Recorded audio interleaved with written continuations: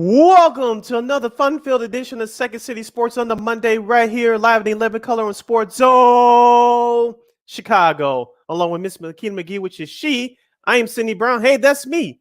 You can follow yours truly on the Twitter and the IG at SidKid80. Once again, that's SidKid80. That's SIDKID80. That's SIDKID80. You can follow me at Keenan McGee on the Twitter and at Keenan_McGee on the IG. And make sure you download that Sports Zone Chicago app. You want to know why? Because we said so, that's why. And also, too, you can catch any of our other 5 live shows throughout the week. And you can go back and listen to them at your own leisure just in case you miss them. So download the Sports Zone Chicago app today. Also, you can follow Sports Zone Chicago on all social media platforms. That's Facebook, Twitter, Instagram, and YouTube. Once again, it's Sports Zone Chicago on Facebook, Twitter, Instagram, and YouTube. If you want to catch the audio version of this show, Second City Sports, you can subscribe to our podcast. We're available at War Anchor. We're available on all podcast platforms, including the iHeartRadio app. Make sure you type this in your search engine boxes, WARR on Anchor. And you can follow War Media on Facebook, Twitter, Instagram, YouTube at WARR Media. Once again, at War Media on Facebook, Twitter, Instagram, and YouTube.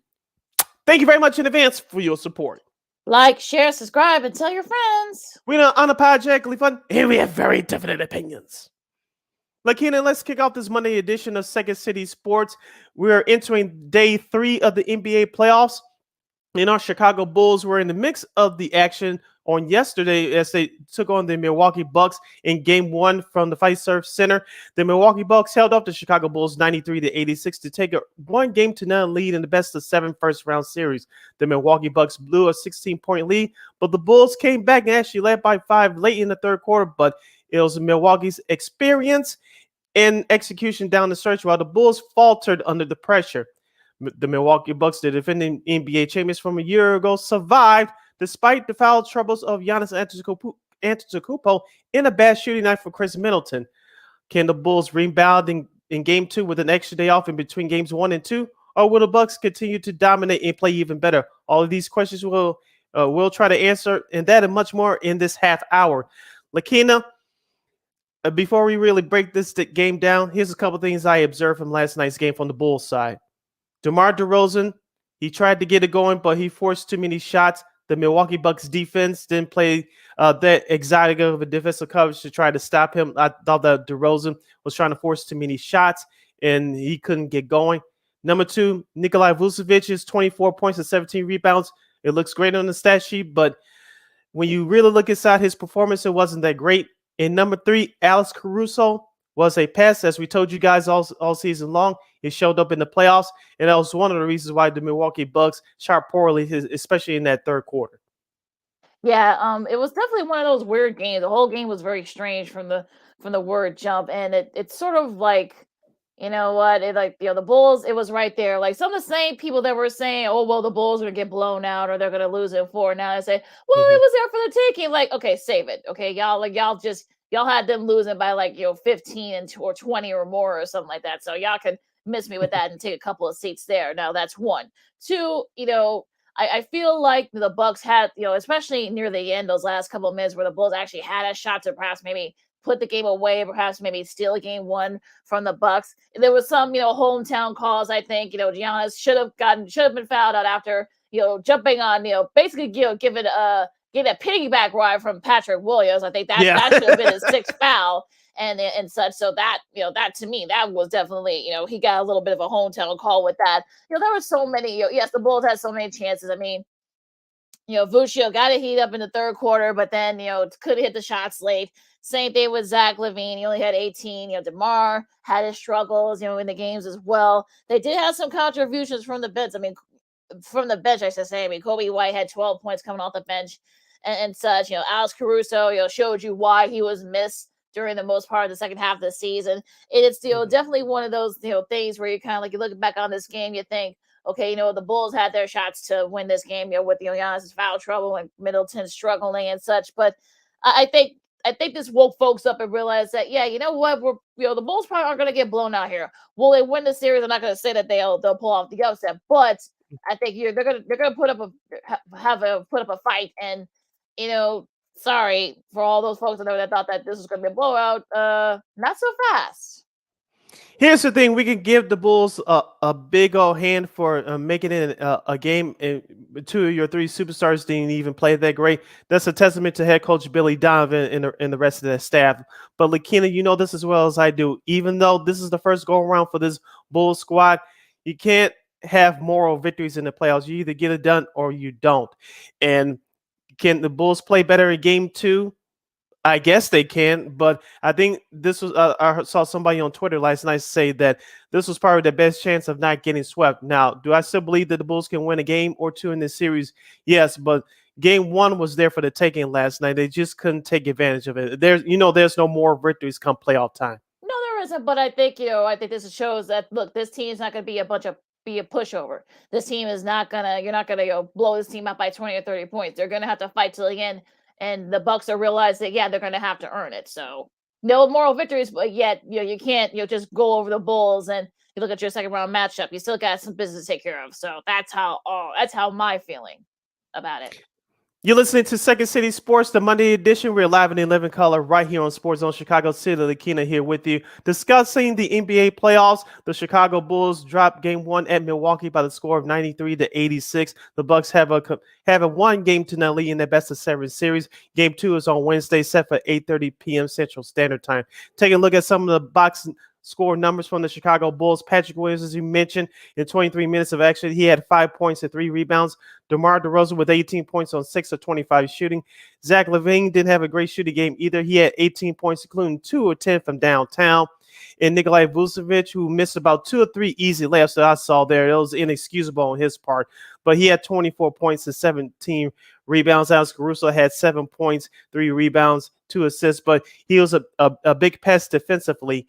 And that's what kept the Bulls in the ball game. Actually took the lead, as I mentioned at the top of the show, at midway through the third quarter. But the Bucks came back on a 13-0 run to not only close the gap but surpass the Bulls. Off the bench, Javonte Green had no points. He had 2 rebounds in 17 minutes of action. But Derrick Jones Jr. Came off the bench in 10 minutes of action. He had no points, but he had a couple of rebounds and an assist. Lakeena, I like Javonte Green. He's one of the best athletes on this team. I know he's been guarding big guys all year long. But why did he get extended player time? I don't understand. Derrick Jones Jr. Remember, Lakeena, we talked about this a couple of weeks ago. Stacey King called up Billy Donovan without saying his name during that loss to the Miami Heat. He said, "Why isn't Derrick Jones Jr. Getting any run?" Derrick Jones Jr. got some run last night. If you noticed too, while Alex Caruso was doing this thing from the perimeter, Derrick Jones Jr. when he entered the ball game midway through that third quarter, he gave that team some energy and some life, Yes. especially for the defensive end. Yeah, that was definitely much needed. And it's sort of I don't I feel like this is sort of one of those games where the defense was definitely there and for the Bulls, and that was sort of the thing. I mean, look, Caruso, I think showing you that he is one of those, especially too bad Lonzo's not healthy, because that would have been just Mhm. remarkable what he's been able to do. And I feel like this is sort of a team where especially defensively, this has sort of been the thing. I mean, I think the Bucks usually like average about 110, 12 points a game or something like that through Mhm. the regular season. The fact that they were held to 93, I think shows a testament to that Caruso was definitely missed during that time. They went their slide. So I think he's Mhm. definitely going to be a pest for a lot of for the Bucks this series. And look, like I said before, the Bucks are going to have to earn it.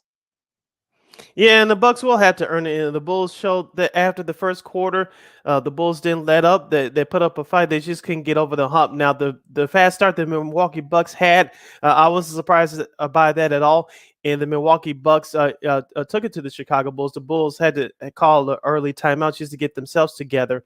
And you saw what happened after the Bulls settled down and they got back into that game, especially during that the late stages of that first half and definitely into that third quarter. Now, take a look at some of the numbers on the flip side for the Milwaukee Bucks. Bobby Portis, who was their big guy coming off the bench in last year's championship run, he had 10 points and 12 rebounds in 23 minutes coming off the bench. Giannis Antetokounmpo, aka the Greek Freak, had 27 off of 10 and 19 shooting. Chris Middleton did not have a great game. He had 11 points off of 4 of 13 shooting, including 1 of 7 from downtown. Drew Holiday, he had an okay game. He had some big shots, especially in that second half. He had 15 points off of 6 of 16 shooting. Wes Matthews only had 6 points. Both of those come off of 3-point shots. And Brooke Lopez had 18 points and 5 rebounds. Lakeena, especially with Brooke Lopez, I know some people going to roll their eyes at this, especially some of you folks in Bulls Nation, but the another major problem that the Bulls have had all year is giving up offensive rebounds, and I saw that constantly last night, not just from Giannis but from Brooke Lopez as well. Yeah, he did. Brooke, definitely had definitely made some big shots late that kind of kept put the game away for the Bucks, and he was sort of the reason why. He's a veteran Mhm, at this, so I think this is his first rodeo in the playoffs either. So yeah, but like I said before, I mean, look, the Bulls, like I said, the Bulls will they win the series? No, but I think if you can tame, you can tame Chris Middleton, if you can tame Drew Holiday, which is not an easy task. The Giannis is gonna get his shots. I mean that's mhm. goes out saying that's a given, but make Middleton less of a factor, make Brooke Lopez less of a factor, and Holiday and such as we get into game two, because we need to kind of accelerate this because we got a lot of playoff game ones to talk about, some really good ones, and to closing this out, I feel like what, if the Bulls try to win to tomorrow's game. I think this is going to be the time when the Bulls, if this is the steal, yes, game one, you should have stolen it, and that's Mhm. yeah, they'll have to, I'm sure they're going to be looking back on that and kicking themselves that they didn't take advantage of it. But at the same time, though, this is sort of the time where I try to steal game two, and we'll see. I mean, how everything is. Demar might play better, Zach might play better, but Giannis might struggle. Who knows? But look, this is what playoff basketball is all about. I mean, everything sort of is all in free for all. Nothing is a given, and as we're going to see as we talk about the rest of these game ones. Yeah, just a couple of things to wrap up on the Bulls side of things before I get into your keys for game two. The Bulls shot 32% overall for the game. You didn't have your greatest performances from Zach or DeMar. That says something. As you mentioned, defense is going to be the key for the Bulls in this series, but both Zach LaVine and DeMar DeRozan both had to play well. From the three-point side, both teams didn't shoot the ball great from three. Milwaukee made a couple more than the Bulls did. The Bulls shot 18% from three-point range, while Milwaukee shot at a 26.3% range. Now, in the free throw department, the Bulls were actually better than the Bucks from the free throw line. The Bulls were 17 out of 19, Milwaukee 15 out of 23. In the rebounding department, the Bulls, as I said, they're -5 on the rebounding edge overall, but offensively, even though they had 16 offensive rebounds, it seemed to me that Milwaukee was the aggressor on the offensive end. They had a lot of second chance opportunities, especially in that first half, and so the Bulls had to tighten it up right there. Now, on the steals department, the Bulls had 10 and Milwaukee had 4. And so you're very encouraged right there. But you just got to tighten it up defensively in the interior. I know nothing exciting is going to happen at this time of year, so you had to go with what you have. But there's some ways they could improve on that for game two. And then, of course, points in the paint. It was a 42-32 margin from the Milwaukee Bucks. In total blocks, Milwaukee doubled the Bulls 6-3. Now, I know some people are going to ask, what more can the Bulls do? Well, they can shut down Giannis. You're not going to shut him down, but you could double team him a little bit more and keep your eye on Chris Middleton. But in my personal opinion, Drew Holiday is going to be a key for the Bucks in this series. Yeah, I think so. It's going to be hard to contain Giannis. I mean, it can be done, but it's going to be a tough task. I mean, name somebody that's been able to do that. I mean, I'll wait. But Yeah. I think they need to show up their 3-pointer. They're only 7 for 37 for three. That's not going to win you a lot of playoff games. So they need to Mhm. kind of maybe stop forcing the threes. Try to step back a little bit more. I mean, try to be wide open. Try to get him contested. He shoot more threes, and maybe he can kind of be right there. And also too, and we've talked about this, and I know, like I said, in closing with this, they need to sort of try to make Brooke Lopez and Drew Holiday less of a factor. And then what, if you do that, then maybe you can kind of have a chance of maybe stealing a couple here, but we'll see what happens. So let's talk about game one. Well, we won't go through each of them because they were sort of like blowouts. I mean, we can start with the one from Saturday, Atlanta and Mhm.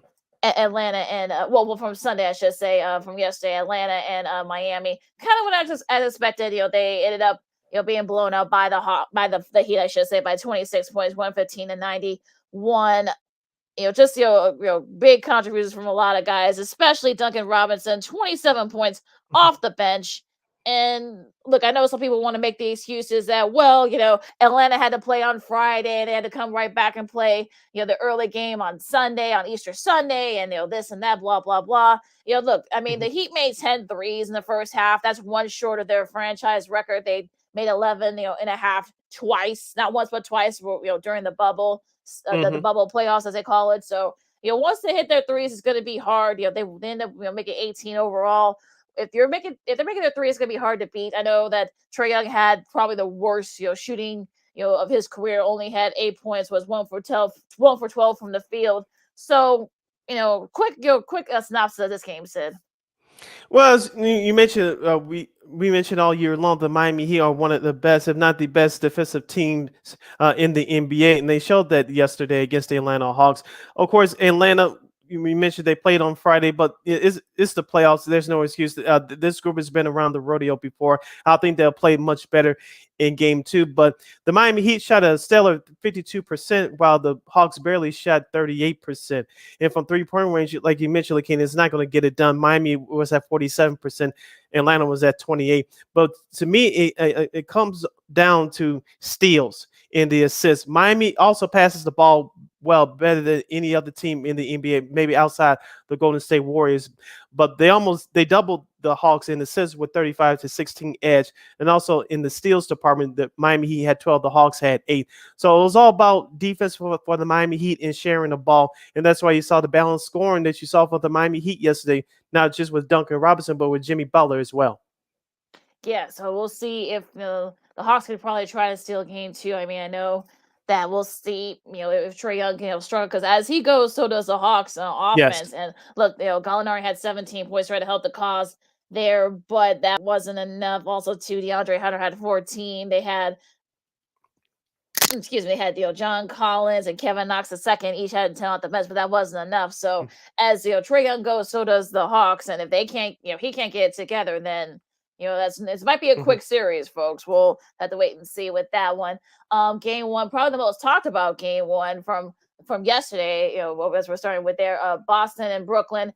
Jason Tatum's layup, as time expired, I was watching this game, I was getting ready to eat my Easter feast, and it was an interesting game from start to finish. Apparently, I guess there was some footage of Kyrie, I guess, giving The giving turkey the bird. Celtics fans, the double bird, if you will. So, that right before that last sequence. I mean, I don't know why KD felt they had to try to attempt that 3-pointer, but that's a whole nother story. So, what do you think about this game yesterday between the Nets and the Celtics?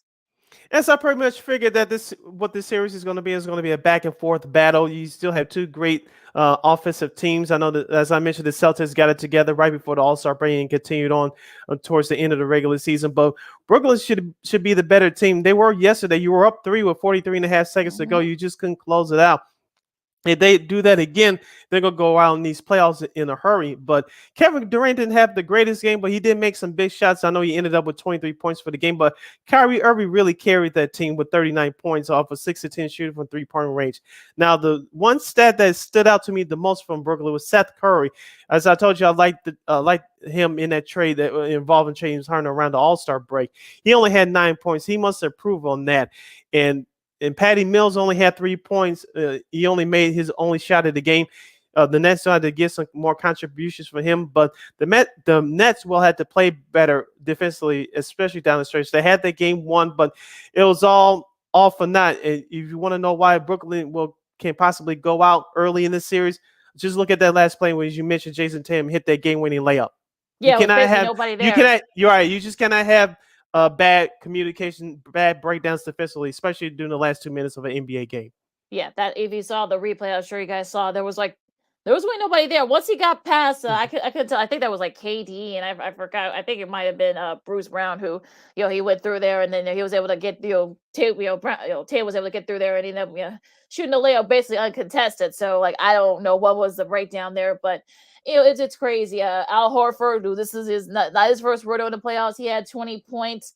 Marcus Smart had 20, Jaylen Brown had 23. So there was basically a team, win, through those four and for the Celtics. And they've kind of been sort of like carrying the load for them all the rest of the season. They got into their hot streak. They need to get contributions from, like I said, from Brown, from Andre Drummond, from Seth Curry. I mean, this is KD and Kyrie can't do it by themselves, and Ben Simmons, he might play game 2. Nobody knows at this point. So Unless I actually see him on the floor in the uniform playing actual minutes, he's not in the picture as far as I'm concerned.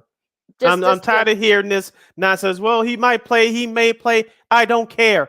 If he's out there on the floor playing actual minutes, that's when I care. Until then, I don't care. Yeah.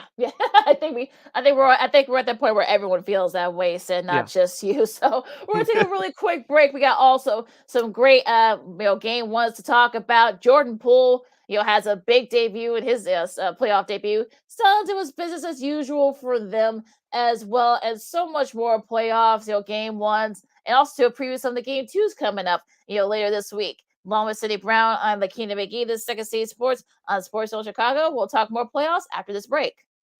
AutomotiveMap.com presents the Sports Flash on the Sports Zone Chicago. NBA Thursday, the Bulls dropped their second straight 126-109 the loss at New Orleans. The Bulls are 42-31 with the setback. Zach LaVine led the scoring for Chicago with 39 points. Kobe White had 23. The Pelicans got 30 points from Devontae Graham, 25 from CJ McCollum, and a double-double from Jonas Valanciunas. Up next for the Bulls, they'll try and snap the skid tomorrow night when they visit Cleveland. The Blackhawks put a 2-game winning streak on the line tomorrow when they visit the Vegas Golden Knights. Chicago with a 4-3 win at Los Angeles yesterday. Alex DeBrincat had the shootout winner. Colin Delia made 43 saves through overtime in just his second start of the season. Spring training Thursday, the Angels beat the Cubs 5-4. Today, it'll be the Cubs taking on the Rockies. The Giants beat the White Sox 9-6. Today, the Sox will face the Mariners.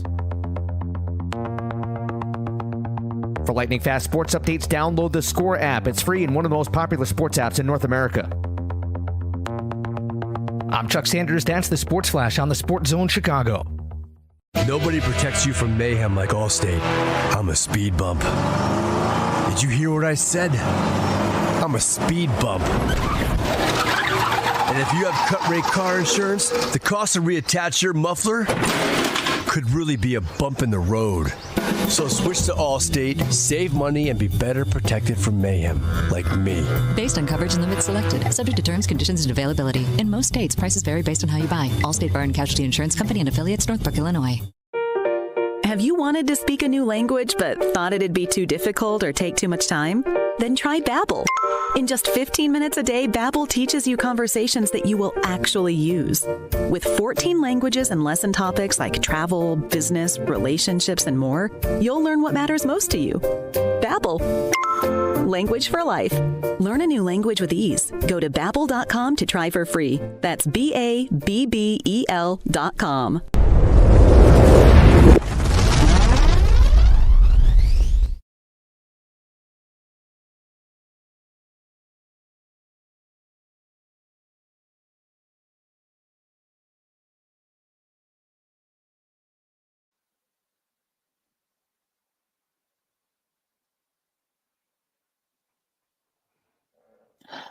Welcome back to Second City Sports on Sports Zone Chicago, along with Sidney Brown. I'm Lakeena McGee. Talking more NBA playoffs here. Sid, finishing up, the games from yesterday.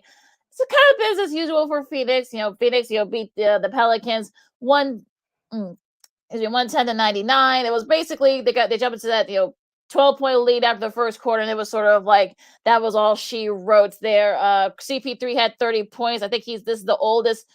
He's the oldest player to score, at least 30 points, in the playoffs, and just did an amazing what he's been able to do at his age. I think he's feel like a sense of urgency. Sid, Devin Booker kicked in with 26. DeAndre Ayton had 21 and 9 rebounds. What do you think about this game, Sid?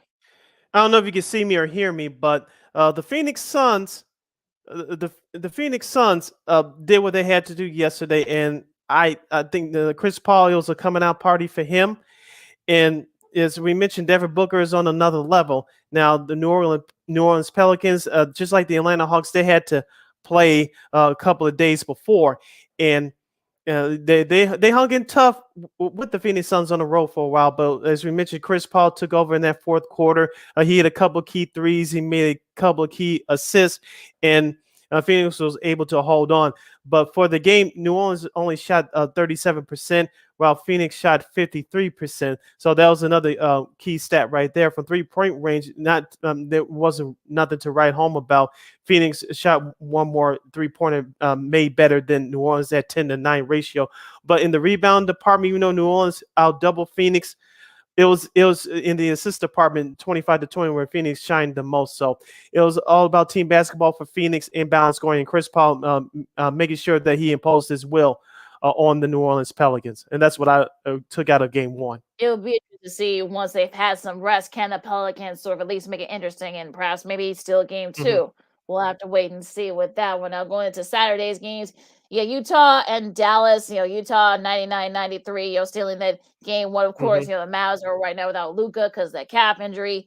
Donovan Yeah. Mitchell had 32 points, I should say. And it's interesting because, the Mavs actually kept it close. The Mavs, they could have won that game. It was sort of right there for the Mavs to sort of take advantage of it, but they just couldn't do it. Donovan Mitchell made some, key baskets late, and it's sort of interesting. I think 30 of his 32 points in the second half. So he kind of, he had his struggles early in the game. Actually, they were able to, the Jazz were able to kind of, keep it going. But it was actually until he started heating up in the second half that it sort of propelled them to that win. And also, too, Jalen Brunson led the Dallas Mavericks with 24 points. They also had some balanced scoring around them as well.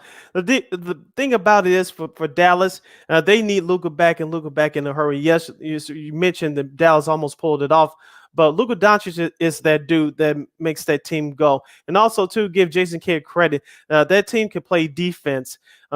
Speaking of the Dallas Mavericks, but they just couldn't do it in the last 2 minutes of the game. They actually took a lead briefly before Royce O'Neal, the Jazz, made a big 3-point shot with the less than a minute to go. As I said to you in our illustrious panel on Friday's show, it's no excuse for Utah not to still win the first 2 games. They did that on Saturday, and I will see what happens in game 2. Now, taking a look at some of the numbers here, Utah shot 43%, while Dallas struggled at 38%. In the free throw department, Dallas had 6 more free throws made than the Utah Jazz, 26-20. But in the rebounding department, Utah actually did well at 53-34. That was the key stat, in my opinion, why the Jazz stole game 1 on the road. We just see they can keep it up and still game 2. It doesn't like Luka will be able to recover well enough to play in game 2. So we'll see what happens there. The game 2 they play tonight, so we'll keep you updated on that. A very entertaining game after that one. You had Minnesota and Memphis. Minnesota was able to pull that off 130-117. Anthony Edwards had 36, leading the way there for Minnesota. It's sort of, this is actually the first time that opposing, players 22 years or younger each scored 22 points in a playoff game. That has not happened before. And Karl Anthony Towns' dad and John Morant's dad had a nice. That was an awesome moment. That was a really cool moment. Right before, as there are a few seconds left, and such. I know that there was some audio issues with that game too, as well. But it is what it is with that. But it's sort of one of those things where people were saying that John Morant's dad doesn't like Usher. I don't know where some people got that from, but I guess I don't know. But Malik Beasley had 23 off the bench as well for Minnesota, so that helped them, in that propelling them to that win as well. So they stole this game, and a lot of people thought that maybe that look, Memphis Grizzlies. A lot of people are picking them to perhaps maybe be a sleeper pick for the finals, but they better get together because I think the T-Wolves are showing you that what. I thought that maybe they were probably going to be happy just to be there, but I guess they're showing me something. Yeah, for you guys, I know the Minnesota Timberwolves haven't had much national television exposure this year, but get to know some of these young guys as well, like Anthony Edwards and Beasley, who had a great game as well. He had 23 points in total toward the for his finish at the end of that game. Patrick Beverley, we didn't get a chance to see that chess match as much against John Morant, even though John Morant had a good game, especially in that first half, but Minnesota did what they had to do down the stretch in stopping Memphis. Memphis shooting went cold, especially late in that fourth quarter. And Karl Anthony Towns, as you mentioned, had another great game with 29 points and 13 rebounds. But D'Angelo Russell, he struggled only 10 points on 2 and 11 shooting, but he made a couple of key free throws down the stretch. I think he needs to improve for game 2.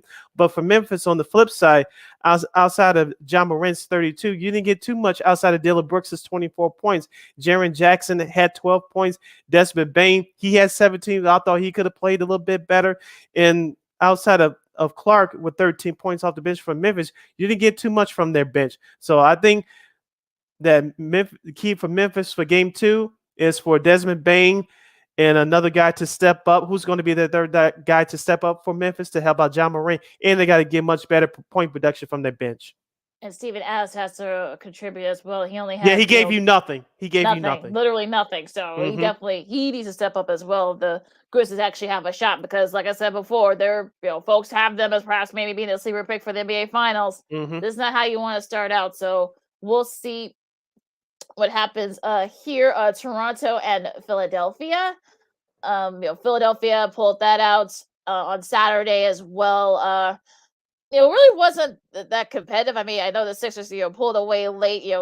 Tyrese Maxey had 38 points.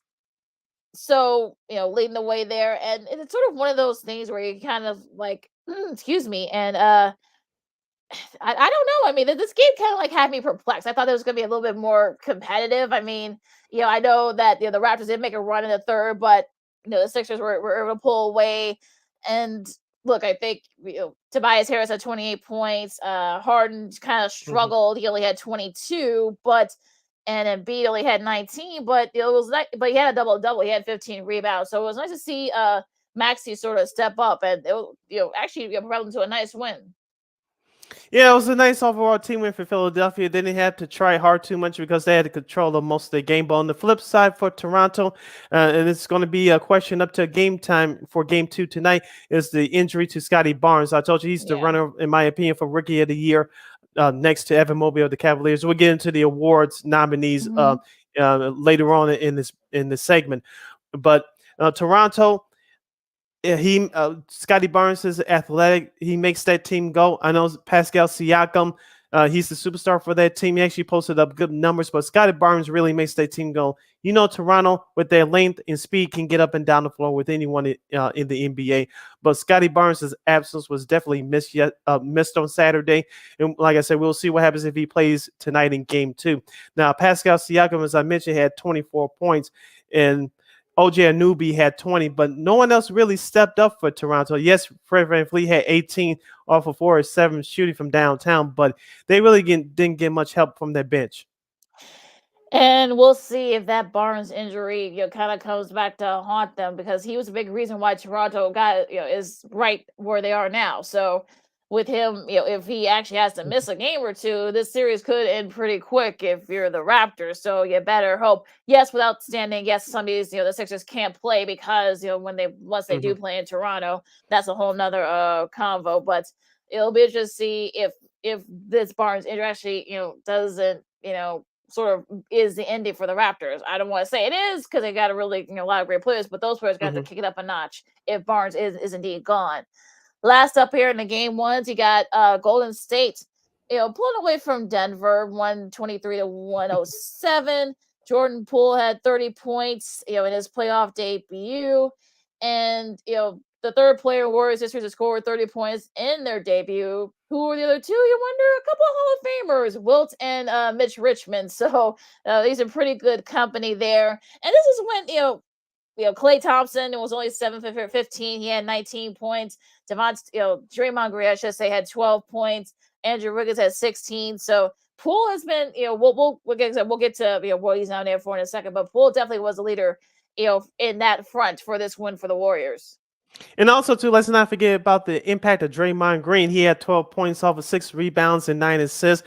He's a big presence for that Warriors team defensively. You don't need him to score, but he can contribute occasionally on the offensive end, but he really set that tone on the defensive end. As you mentioned, Steph Curry, who did return to action off the bench in 22 minutes of action. He had 16 points, including 3 of 6 shooting from downtown.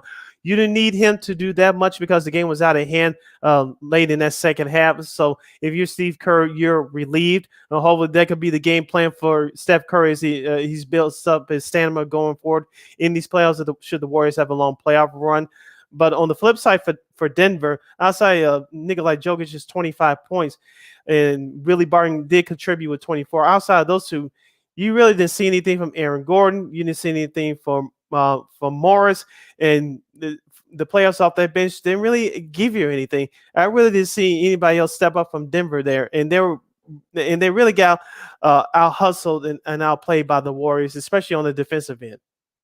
Well, this is when not having Jamal Murray and not having Michael Porter Mhm. Jr. This is sort of that playoff experience. This is sort of what you're missing, for Denver. And look, I mean, I don't want to say the Warriors are going to sweep the Nuggets. I think the Nuggets could probably No, win one at home, but they need more contributions. I mean, Jokic can't do it by himself, so they're going to have to more guys from there are going to have to step up because if not, this series is going to end pretty quick. And I know they don't.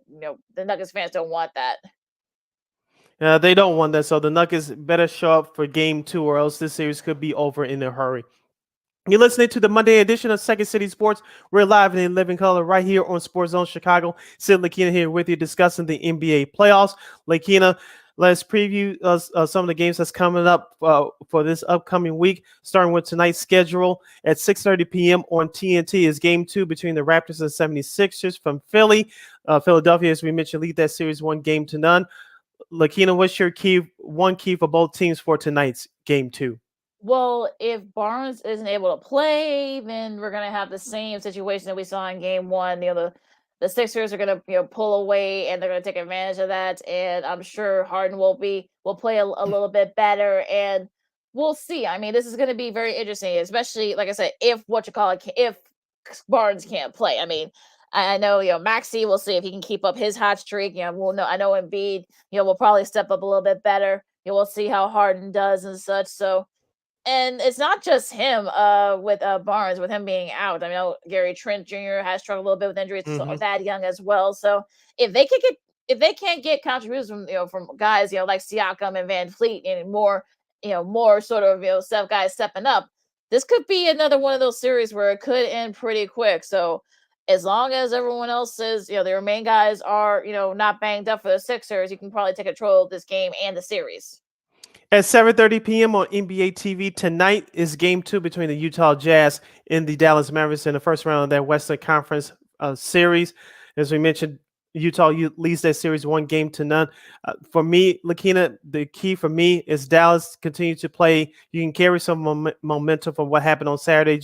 You need to close out better down the stretch, get to the free throw line, and you have to have some little extra loose balls, some rebounds here and there. Like we mentioned in the recap from Saturday, Dallas didn't play bad at all, but they just need to finish down the stretch. Spencer Dinwiddie is going to have a big game. Reggie Bullock's going to have to have a great game, and for Utah, this is the time to get greedy because it looks like Luka Doncic won't be back for tonight. And so if you're Utah, you did what you have to do, but now let's go get greedy, try to get 2. And the series will swing in your favor. Yeah, I mean, we'll see if they can take advantage of that again because we've seen Mitchell and Gobert. We'll see if he says he struggled a little bit in game 1. Michael Conley Jr. We'll see with him. So yeah, but other guys need to step up. I mean, if you're Tim Hardaway Jr., if you're other guys on that Mavs squad. I mean, you showed that you could actually do pretty well. You're actually really close to perhaps maybe winning that game and stealing that game from the Jazz. So those guys needed to step up in game 2 because if not, I mean, you're going to be in an 0-2 hole and you may not be able to get out of that. And wrap it up, the Monday night doubleheader on TNT at 9 o'clock Chicago time is the Nuggets and the Warriors. Game 2 of that first round series in the Western Conference. Golden State leads that series 1-0. Then Lakeena just hit it on the head a few minutes ago. Denver decides to get more contributions from their supporting cast to help out Nikola Jokic. And for the Warriors, let's see if Steph Curry can play just a few more minutes. Let's see what Draymond Green can do. As I mentioned, he was an impact defensively in Saturday's game. Jordan Poole, I don't think he's going to score 38 points again, but you'd like to see him continue his play. And I think Klay Thompson can have a better game tonight.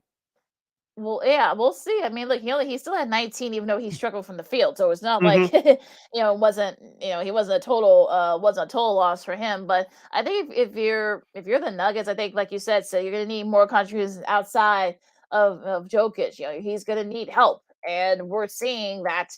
You know what? somebody needs to step up, to help him out, because if not, this series is going to end pretty quick. And like I said, I don't think it's going to be a sweep, but you need to win this game tonight if you're the Nuggets, because if you don't, you're going to be at 0-2, down going to Denver, and that might not be a good place you want to be in. All right, let's go to tomorrow's schedule, which is Tuesday at 6:30 p.m. on TNT. It's the Eastern Conference First Round Series between the Miami Heat and the Atlanta Hawks from Miami. Of course, the Heat beat the Hawks yesterday in Game 1. Game 2 is tomorrow. Lakeena, here are my keys. Miami still continue to play well defensively, shut down Trae Young. On the flip side for the Hawks, somebody outside of Trae Young has to help out Mr. Young, because it didn't happen yesterday. I think Atlanta will play much better, but I think Miami will still hold them off. I think the Hawks will play much better. I know the injury to Clint Capella didn't help either, even though the game was out of reach for the Hawks. I think Atlanta will play better, but I think Miami is the better team. They should take a commanding 2-0 lead in that series. We'll see if they can take advantage of that, because I think, yes, we can see. We'll see. We'll have we had a couple of days rest if you're the Hawks, so you can kind of try to take advantage of that. And you know what? And like I said, we'll see what happens here. And if you're Miami, you kind of got them on the ropes. So if you're the Heat, I think you better try to get up 2-0. Try to get contributions from Duncan Robinson, Jimmy Butler, Bama Adebayo, and among others. You're a really good defensive team, Miami. So try to stuff Trae Young and see if you can kind of keep that 2-0 series lead, and perhaps maybe even control the series. The NBA TV game for Tuesday will take place in Memphis at 7:30 p.m. in that Western Conference First Round action. Game 2 between the Timberwolves and the Memphis Grizzlies. Timberwolves lead their best-of-7 series 1-0. Lakeena is simple. Desmond Bane, for me, has to step up for Memphis to help out John Morant. They need to get contributions from their bench. And again, they neutralize Anthony Edwards. We all know that Karl Anthony Towns, who had 29 points in Game 1, he's going to try to take over in Game 2. Can you neutralize him, and can you neutralize their supporting cast? I think the pressure is on Memphis, who's going to help out John Morant, and Memphis has to play a better all team defense, especially in the interior. The pressure is on them tomorrow. I think they get Game 2. We'll see. I mean, like I said, Steven Adams needs to step up. He was 0 for no contribution at all, and Bane needs to also step up as well. So, but they got the youth. I think the experience. Neither of these teams are really experienced in the playoffs. So I think we'll see. I don't think it's gonna be like 130, 117 like it was on Saturday, but I think this is gonna be one of those games where it probably could come down to getting down to the wire. It got a little bit chippy. We'll see, but this is gonna be one of those games where. Again, we'll see who wants it more. Yeah, let's see if Patrick Beverly, who was booed by the Memphis fans on Saturday, let's see how much pressure that he puts on John Morant for Game 2 tomorrow. Wrapping up the Tuesday night doubleheader on TNT will be Game 2 of that Western Conference First Round Series between the New Orleans Pelicans and the Phoenix Suns. Phoenix leads that series 1-0. Lakeena, I think New Orleans, you couldn't play any better than you did last night, but I get the sense that Phoenix wants to finish this series in a hurry, and I don't see why not they can't do it. So I think Game 2 for me, New Orleans has to shoot better from 3-point range. And if you're Phoenix, keep doing what you're doing, playing great team basketball, getting contributions besides Chris Paul and Devin Booker. DeAndre Ayton is a beast inside. We saw that in last year's playoff run from him. So if you're Phoenix, just don't play down to your competition. Really put your stamp on the New Orleans Pelicans. You should have a 2-0 lead by the time Game 2 ends tomorrow night. You're able to hold them off. They ended up winning by. They actually did get it down to like 8. The Pelicans did, but of course, the Suns were able to hold them off. But I think if you're the Suns, I think you try to take control of the series, in it quickly and get some rest, for the second round. So I think that's what's going to happen tomorrow night. So it'll be interesting to see what happens. Let's go to Wednesday's schedule. Game 2 of the Brooklyn Nets series. Game 2 of that series in the Eastern Conference First Round will take place on Wednesday at 6 o'clock on TNT. Of course, Boston leads that series 1-0. Brooklyn will have a day off, just like the Bulls in between games 1 and 2. I expect Brooklyn to play much better. Kevin Durant is going to have a better game. Kyrie Irving, I don't think he's going to score 39 points again, but he's going to be effective. But Patty Mills, for me, and Seth Curry, those are the two guys I'm focusing on to help out the Brooklyn Nets in Game 2. Yeah, and I think that's gonna be the sort of like the one thing, and I think this is what I think Nets are gonna steal game two. I feel like because that game, game one was there for them to win it. They had boxed out somebody or tried to block, Hmm. Tatum shots, layup shots, they would have won that game. So I think this is gonna be one of those, games. I think KD will probably have his best game. So far this is KD doing KD things in the playoffs. He'll probably score like Hmm. 30 or 35, and that'll be enough for the Nets to steal game two. And of course, continuing with the Wednesday schedule on NBA TV, Game 3 of the Raptors 76ers series will take place from Toronto. And wrapping up the Wednesday night doubleheader on TNT, the Bulls and the Bucks, Game 2 from Milwaukee's Fiserv Center. Of course, Milwaukee beat the Bulls last night, 93-86, to lead that best of seven series, 1-0. And let's go to Thursday's schedule. 6:30 p.m. on TNT, Grizzlies at Timberwolves for Game 3 in the Target Center in Minnesota. At 8 o'clock on NBA TV, Mavericks and Jazz in the Western Conference first round, Game 3 in that series. And the Warriors and Nuggets will cap off the doubleheader nightcap on TNT at 9 p.m. That's Game 3 from Denver between Warriors and Nuggets. So that's your schedule for the NBA playoffs for this week. All right, you listen to Second City Sports on Sports Zone Chicago, along with Cindy Brown. I'm Lakeena McGee. Also, too, it was a busy day in the NBA yesterday. They announced their finalists for some of their various awards. We'll start with NBA Most Valuable Player. Most of these are represented by Kia. Giannis, Joel Embiid, and Nikola Jokic. So, out of those three, who ends up winning that? I think Joel Embiid will end up winning that award because one, he led the league in scoring for this year, and number two, he's the first big man to do it since Shaquille O'Neal with the Lakers 22 years ago.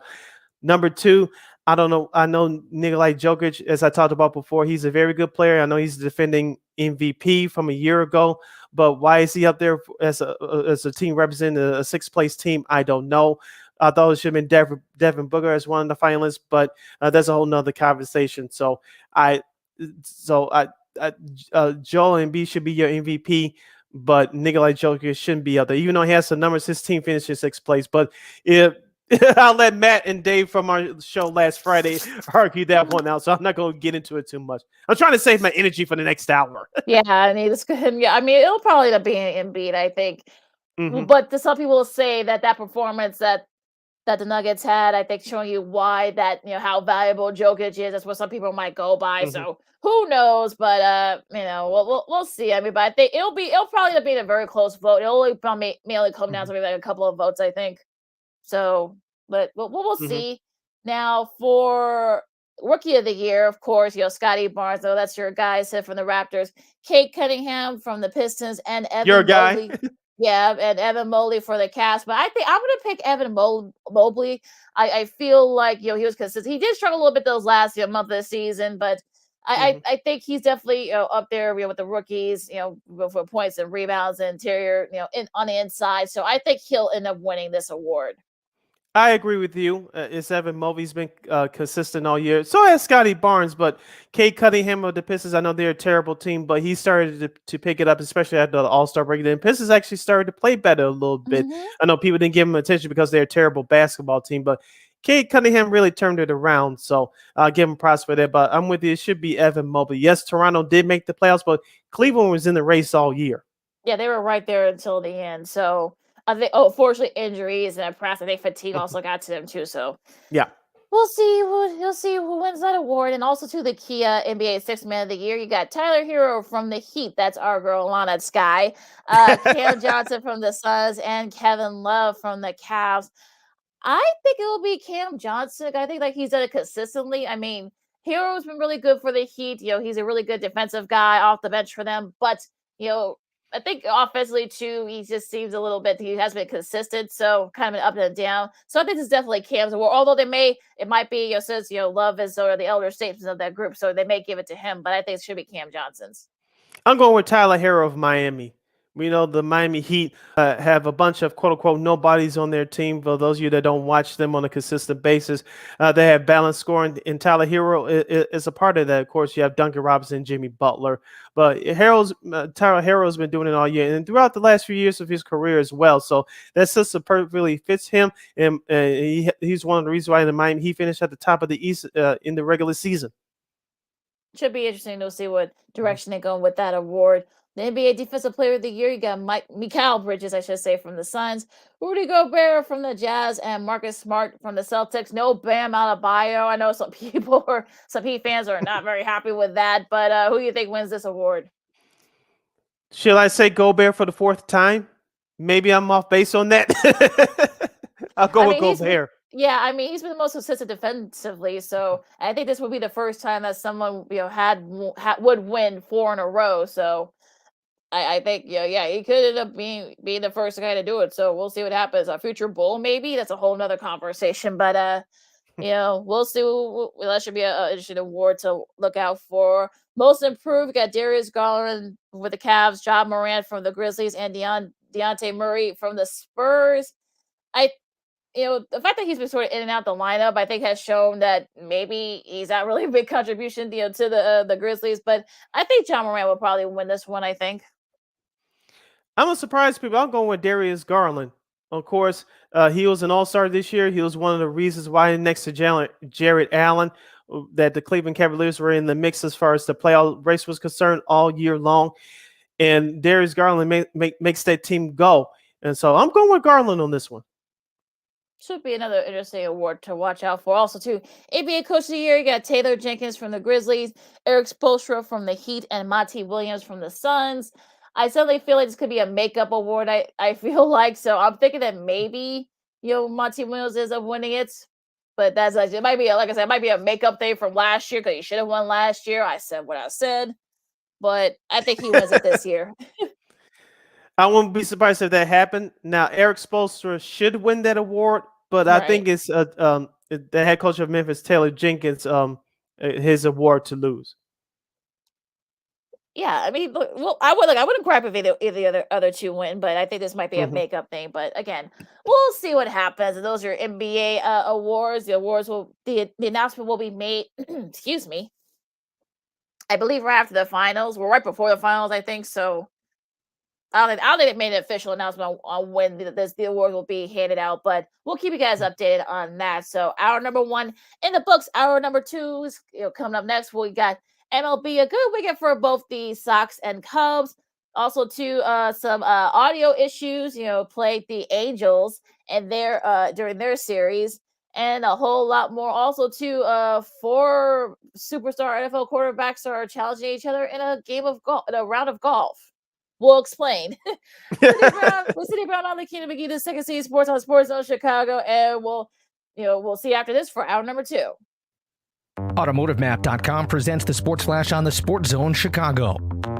NBA Thursday, the Bulls dropped their second straight 126-109 the loss at New Orleans. The Bulls are 42-31 with the setback. Zach LaVine led the scoring for Chicago with 39 points. Kobe White had 23. The Pelicans got 30 points from Devontae Graham, 25 from CJ McCollum, and a double-double from Jonas Valanciunas. Up next for the Bulls, they'll try and snap the skid tomorrow night when they visit Cleveland. The Blackhawks put a 2-game winning streak on the line tomorrow when they visit the Vegas Golden Knights. Chicago with a 4-3 win at Los Angeles yesterday. Alex DeBrincat had the shootout winner. Colin Delia made 43 saves through overtime in just his second start of the season. Spring training Thursday, the Angels beat the Cubs 5-4. Today, it'll be the Cubs taking on the Rockies. The Giants beat the White Sox 9-6. Today, the Sox will face the Mariners.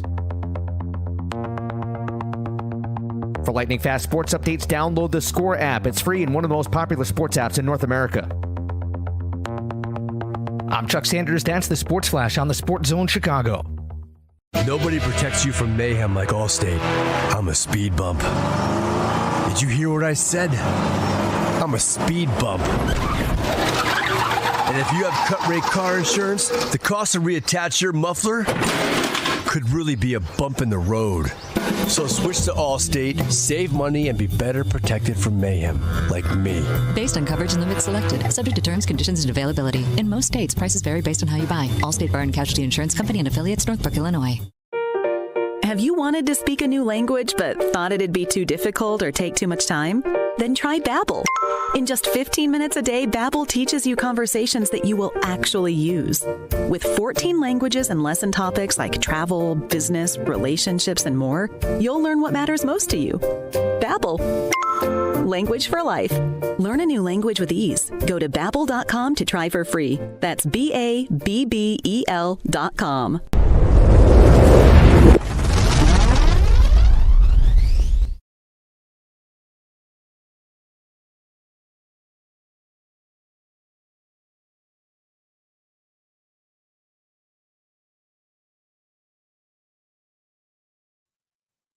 Welcome back to hour number 2 of Second City Sports, the Monday edition. We're live in living color right here on Sports Zone Chicago, along with Miss Lakeena McGee, which is she. I'm Sydney Brown. Hey, that's me. You can follow yours truly on the Twitter and the IG at SidKid80. Once again, it's SidKid80. That's SIDKID80.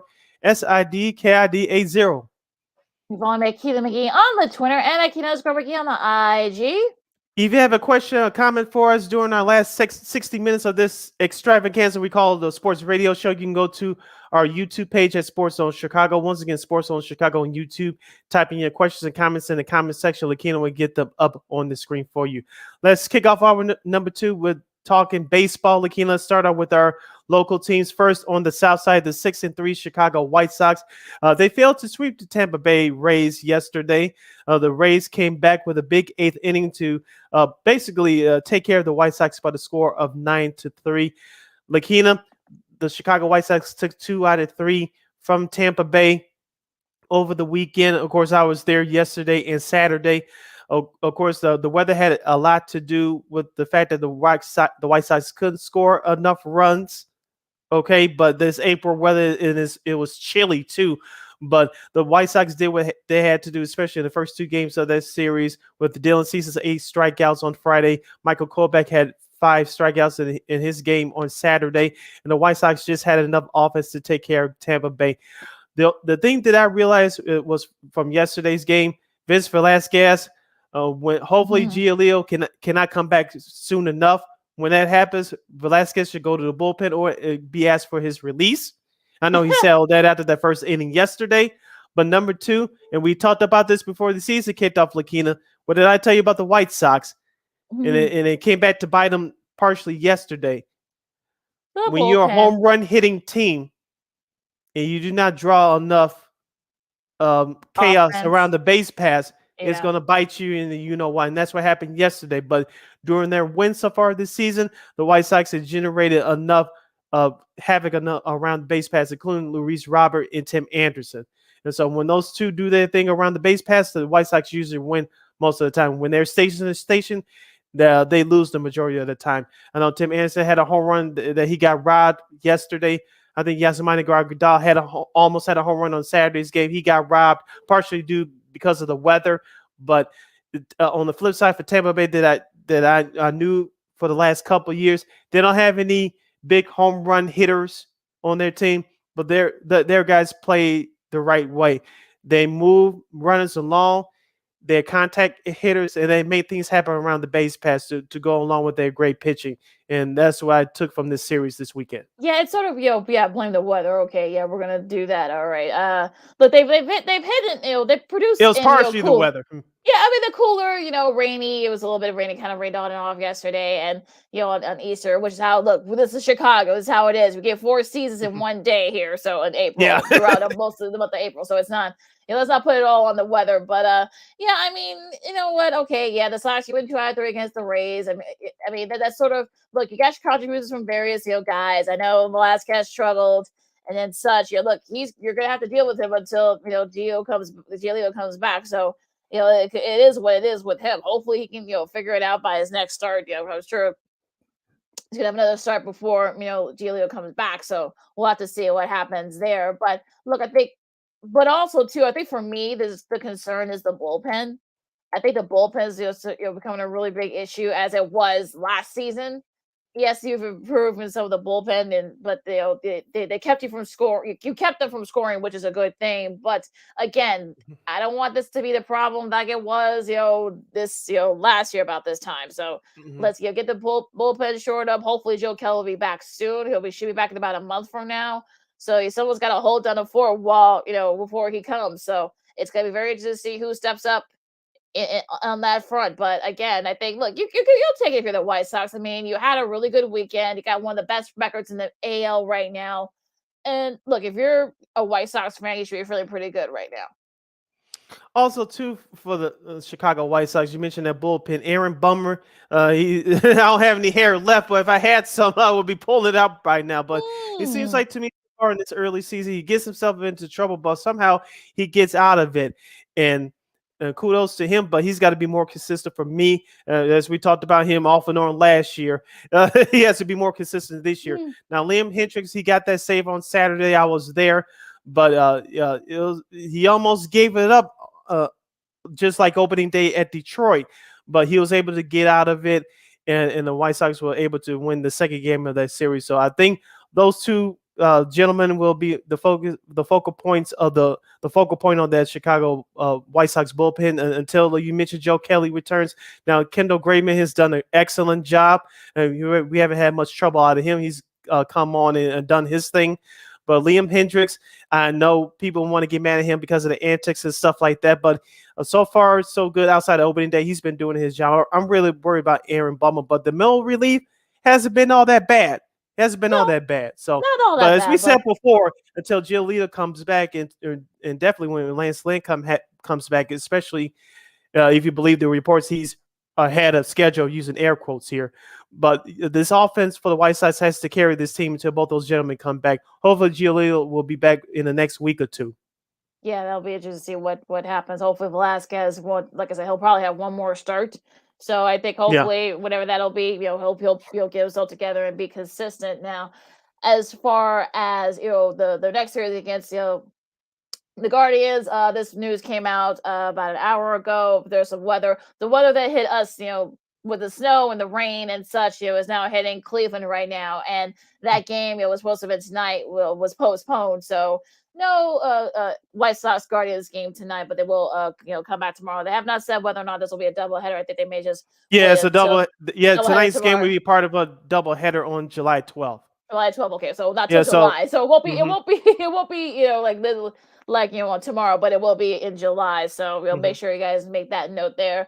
So yeah, so the weather, I mean, look, it's Midwest this time of year. What can you say? Now, talking about the Cubs for a second, the Cubs went 3 out of 4 against the Rockies, including their offense has been really good. I mean, Patrick Wisdom has looked really good for the Cubs. Their pitch has been really good. I know that Marcus Stroman again didn't have a good start on that, on Saturday. So that that unfortunately, unfortunately that kept them from getting the sweep. But if you're the Cubs, you're in a pretty good spot right now. You're getting some contributions from your pitching, with the exception of Stroman. Then you guys, good hitting. You're getting guys from all over the place. So I think if you're a Cubs fan, look, their bullpen's been really solid too. I mean, Rowan Wick had a nice start yesterday for them to win that series. You gotta be really pretty good for the Cubs right now. I think no one really expected the Cubs to actually do too much, and they probably won't. But at least so far, you're getting contributions from guys. I know Cliff Frazier had a really good series. Madrigal, Seiya Suzuki, had I think 4.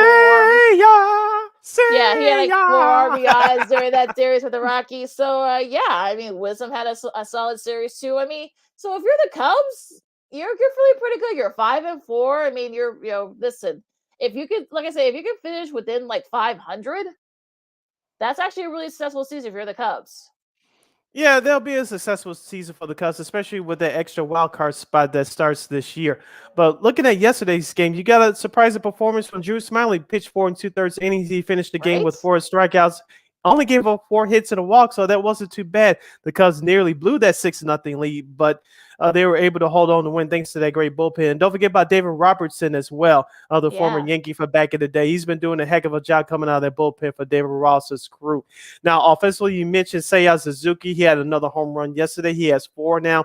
And Wilson Contreras' bat is starting to come around. Will he get traded at the trade deadline? We'll worry about that down the road. But for right now, his bat's starting to heat up. He had another home run yesterday. So this Cubs offense, even the names don't look great on paper, they really getting contributions right now. As you mentioned, Lakeena, I forgot to bring him up in our last show, but Nick Madrigal, Nicky 2 Strikes, the former White Sox player, he's going to really make a difference in the top of that lineup if he stays healthy.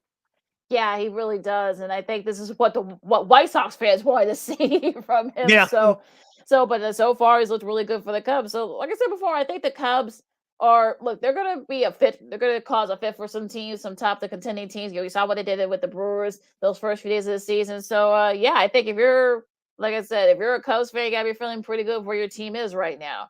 So talk about the rest of the MLB. The Dodgers, the hottest team in the league, they swept the Reds. Yeah, it was a very interesting weekend for them. I mean, they like I said, they swept the Reds, do what they're supposed to against a quote Mhm. unquote inferior team. The Houston Seattle series, I mean, that was a that was a heck of a series there. I believe the Astros won 2 out of 3 there. So Mhm. it's so earlier this season, I think this sort of like we get to find out what these teams are made of. So I know Seattle ended up winning winning the series, I should say. They won yesterday 7-2. I saw a little bit of that game on this lovely laptop here, and like I said, Seattle. Like I said, I picked them to win a division, so I think this could be winning the series against the Astros. Really good start. Yeah, if you're Seattle, you're a young team. As we mentioned, they were in the playoff race until almost the last day of the season last year. We saw what happened to them here in Chicago. They avoided getting swept by the White Sox. And we mentioned Houston Astros, they're down right now. Could they still be a good team at the end? I believe so. But right now, if you're Seattle, you take the wins as you can accustom to, because another team we're going to talk about here right now is the Los Angeles Angels of Anaheim. They took care of a young Texas team over the weekend, I believe, sweeping them. And so Shohei Mhm. Ohtani, that bat is starting to wake up. I know Mike Trout is injured again, but they're getting surprising good starting pitching along with their bullpen. So I'm not ready to put Anaheim in the playoffs just yet, but they're off to a good start right now. Now, if only they would have guys that are actually in the Los Angeles Angels, Anaheim, Orange County, wherever the heck they are, and perhaps maybe because I'll take a quick synopsis of what happened. There's Bally Sports, that's the Angels flagship network. Hmm. Apparently, Matt Vasgersian is one of the television guys there. They chose him to do play by play from the East Coast. If you saw that home run from Trout before he got hurt, the audio delays and such, it was just terrible. And if you're Taylor Ward, I should say that was his home run. And if you're the Angels, you should be embarrassed. I mean, even Vasgersian said it was embarrassing because I know why still remote broadcasts are still doing it because it saves them money, and such and such. But Hmm. it just looks very lazy, look very half-ass. And we've seen this in various, games and such throughout the year so far. I've seen a couple of college hoops games. They look like, like high school basketball games, the production Hmm. wise. So I understand why they do it, but sometimes you just gotta, take the expense, try to get, make the presentation better. You got the technology now, make everything look better and more cohesive, more crisp and clean, please. That's all I gotta say. Yeah, I'm with you, Lakeena. I know most of these teams are now sending their announcers. They travel with the teams to do these games. But as you mentioned, Lakeena, we dealt with this for the last 2 years. We know that networks are trying to save money. If you're Anaheim, you're one of the last teams to still have Matt Vasgersian do it remotely. We know why, because he also works for the MLB Network. But you can't fly him out there to Dallas, Texas to do that series. It made no sense to me. I saw the opening game of that series on last Friday. I was like, he's still in a remote via New York. That makes no sense to me. Yeah, it just looks Yeah. like it. And look, soccer has done it for years. I know tennis has Mhm. done it for years as well, remote broadcast, but they do it crisper and cleaner. And look, yeah, you're going to Texas. It's not like you're going all the way to California. You're going to Texas, so you can send him to Texas or send somebody to Texas to Mhm. cover that game. It's just I don't know. It seems a little bit crazy to me.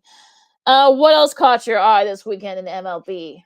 The Brewers taking it up the chin against the St. Louis Cardinals. As we mentioned, the Brewers they won the division last year. Of course, they got bounced in the playoffs, but it looks like St. Louis is going to have something to say about that. That's the one thing I witnessed from their series this weekend. The Mets taking care of the Diamondbacks. The Mm-hmm. Mets, they need all the wins that they can get, especially against bad teams right now. So it was a good win for them yesterday, 5-0. The San Francisco Giants sweeping away the Cleveland baseball team, i.e., the Guardians. So Cleveland has an extra day to sit and think about it, as they'll face the Mm-hmm. White Sox in an now 3-game series starting tomorrow. So the Giants are off to a hot start.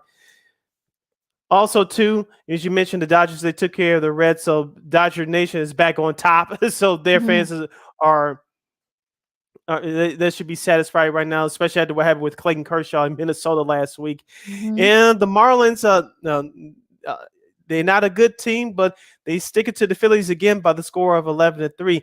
Speaking of Philadelphia, Lakeena, another broadcasting blunder. I'm sure you read this as yes, well. I saw that too. Saturday's game between Philadelphia and the Toronto Raptors in the NBA playoffs. That was on the main NBC Sports channel, NBC Sports Philadelphia channel, and the Flyers and I believe the Sabres were on NBC Sports Philadelphia Plus. Yep. And if you're a Phillies fan, you know the Flyers. If I'm a Phillies fan, the Flyers had a terrible season.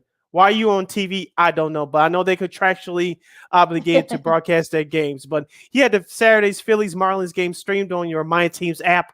Yes. Really? You couldn't bump the Flyers to the My Teams app? Yeah. Really? Yeah. Seriously? I mean, look, it's sort of like, I don't know who makes those decisions, but you're kind of like you scratch your head.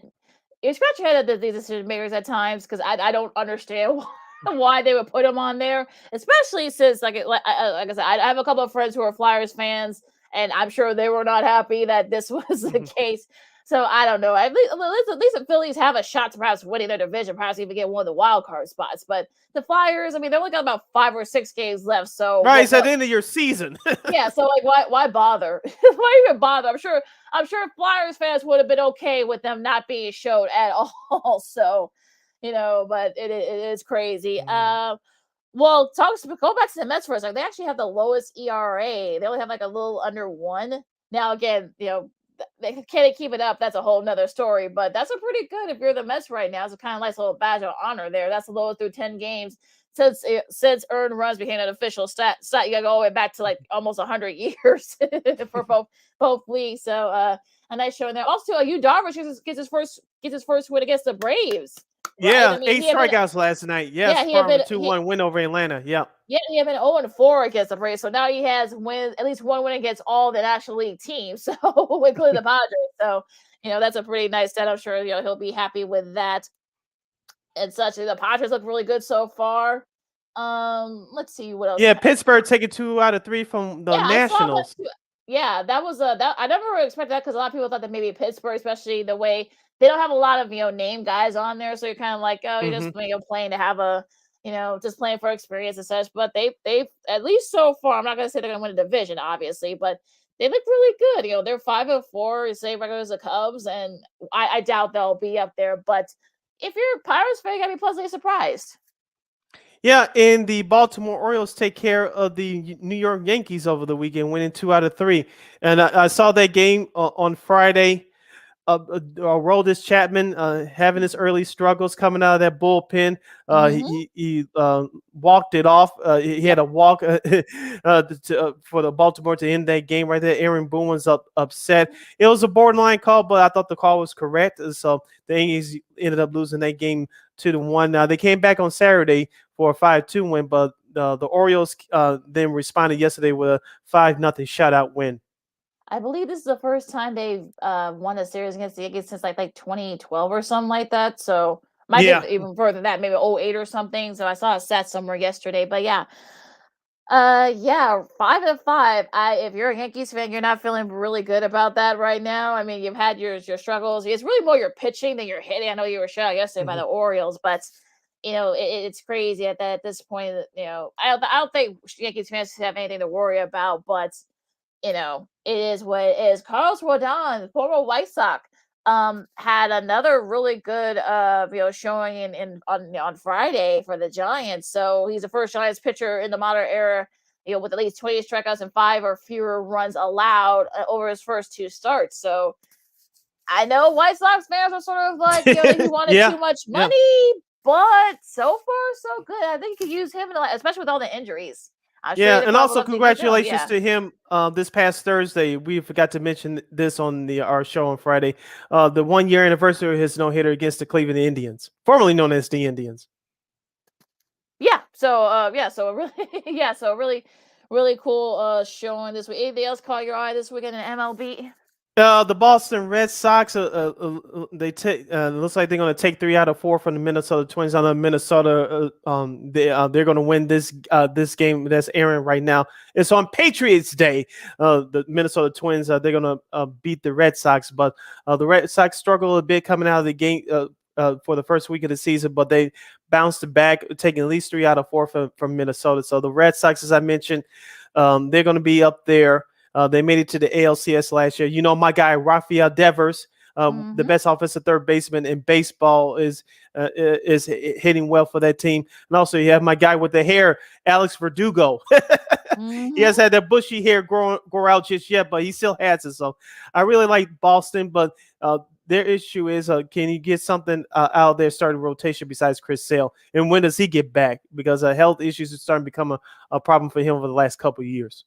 Also age too as well. Don't forget he's over 30. Who's over 30? He's 34 now. So that's gonna be. Can't believe it's been a decade since the White Sox brought him up in 2010. Good grief, how time flies, man. Time goes by quick. So yeah, we'll just to see what happens with the Red Sox. See if they can keep it up. Now, speaking of the Red Sox, they are playing Minnesota right now as we speak. They start a series there. Also, the Giants and the Mets, they start just a 6-10 game, tonight on ESPN Plus. So make sure you guys check that out if you guys have a chance.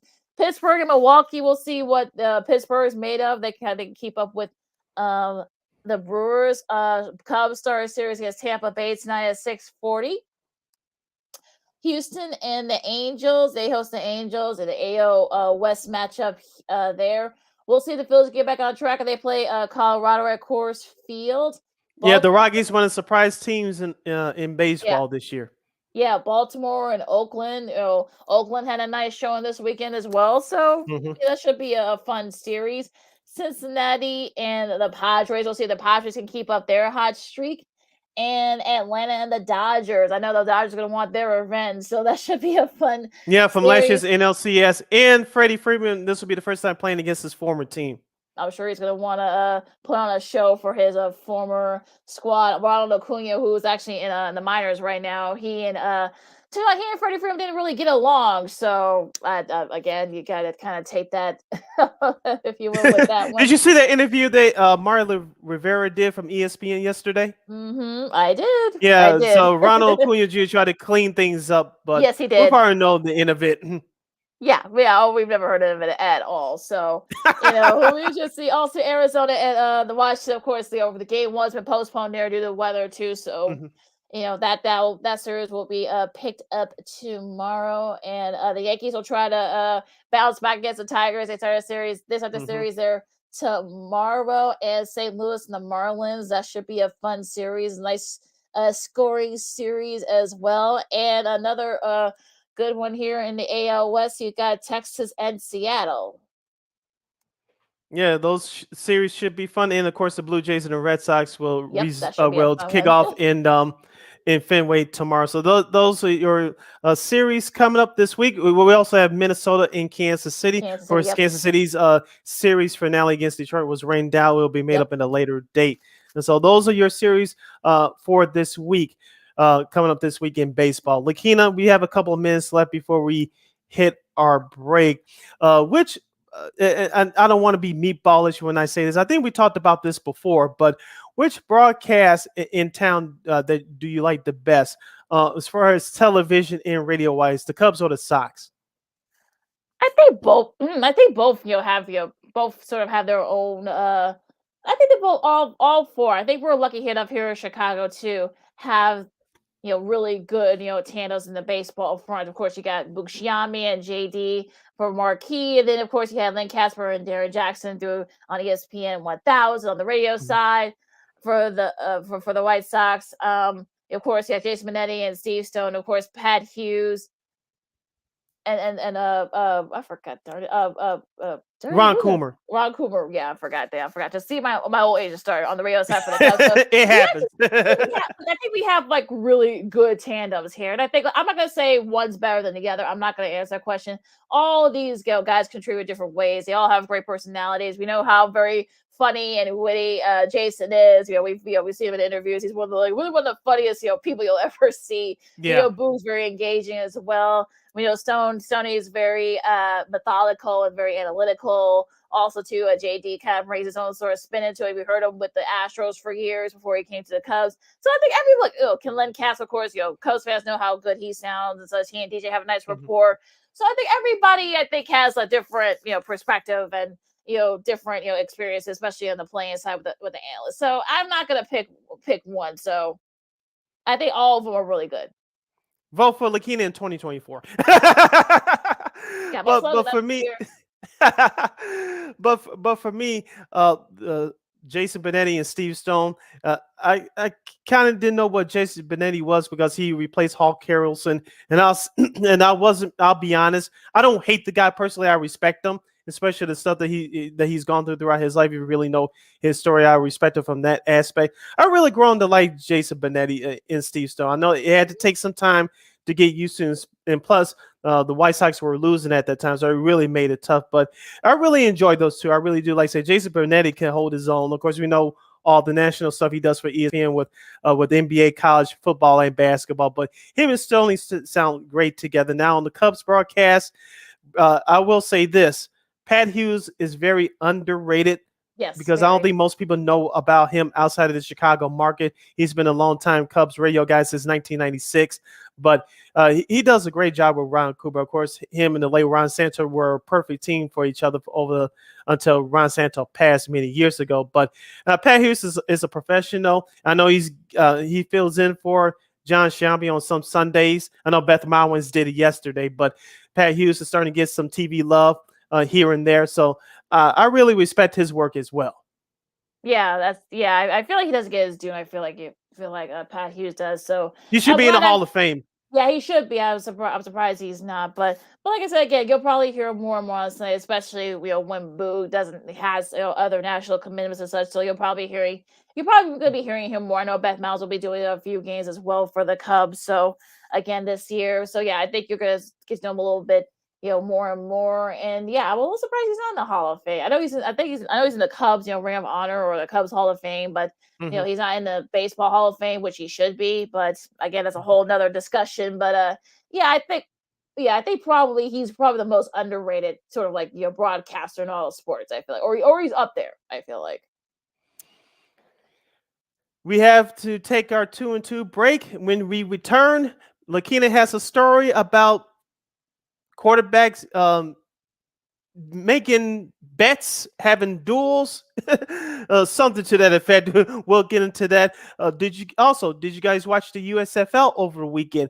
And why isn't the NFL draft getting much buzz? We'll dive into that and a whole lot more. You're listening to Second City Sports, the Monday edition. I'm Sid. That's Lakeena. You're listening to Sports Zone Chicago. AutomotiveMap.com presents the Sports Flash on the Sports Zone Chicago.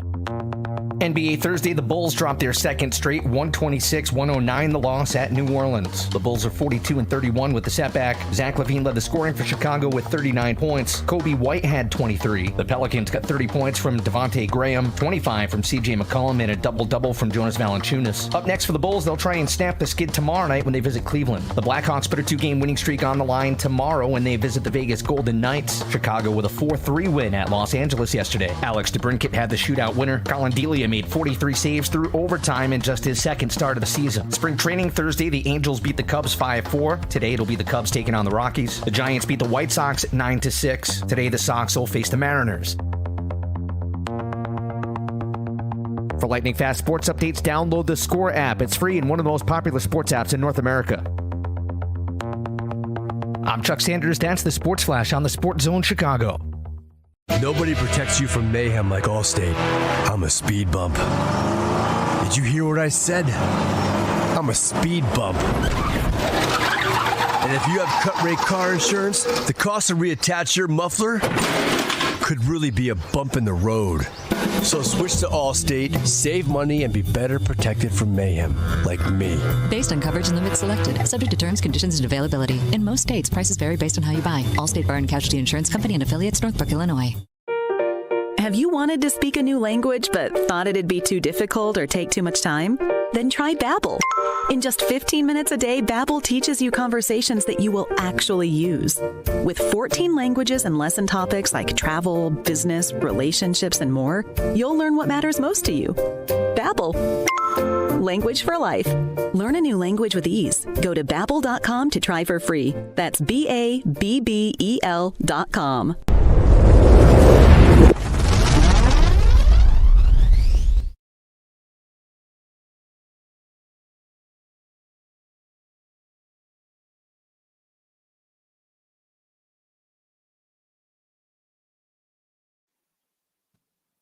Welcome back to Second City Sports, live in 11 color on the Monday edition on Sports Zone Chicago, along with Lakeena McGee, which is she. I am Sydney Brown. Hey, that's me. You can follow yours truly on the Twitter and the IG at SidKid80. Once again, that's SidKid80.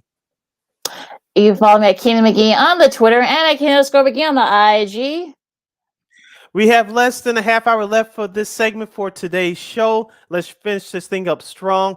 Lakeena, you have a story about 4 quarterbacks doing battle off the field, clubbing, or something like that. You explain to our folks, our beautiful audience out there.